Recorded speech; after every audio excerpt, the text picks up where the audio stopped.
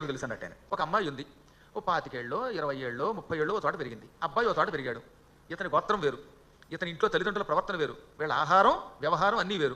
అమ్మాయి యొక్క పుట్టింటి వారి ఆహారపు అలవాట్లు వేరు. ఆవిడ ప్రవర్తన వేరు. ఇన్నాళ్ళు ఒక చోట అమ్మాయి, ఓ చోట అబ్బాయి పెరిగిన తర్వాత హఠాత్తుగా ఇద్దరు 3 ముళ్ళ బంధంతో ఓ చోట చేరుతున్నారు.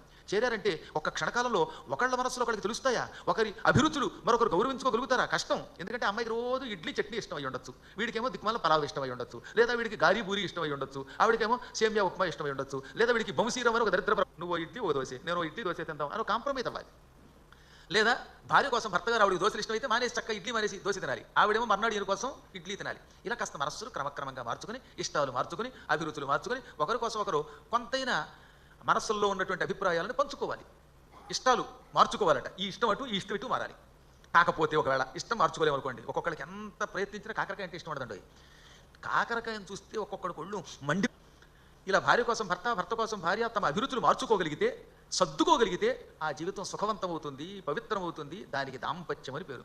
నీళ్లు నల్లగా ఉంటాయి, పాలు తెల్లగా ఉంటాయి. ఈ రెండు కలిసిపోతే పాలు అయిపోతాయి. భార్యాభర్తలు ఇద్దరు పాలు నీళ్ళలో కలిసిపోవాలి. అక్కడ భార్య నేనే పాలు అనకూడదు, భర్త నేనే పాలు అనకూడదు. ఇద్దరు ఎవరు పాలు ఎవరు నీళ్ళైనా ఇద్దరు కలిసిపోయి ఉండాలి. సంసారం అని పేరు. అర్థమైందా? కాబట్టి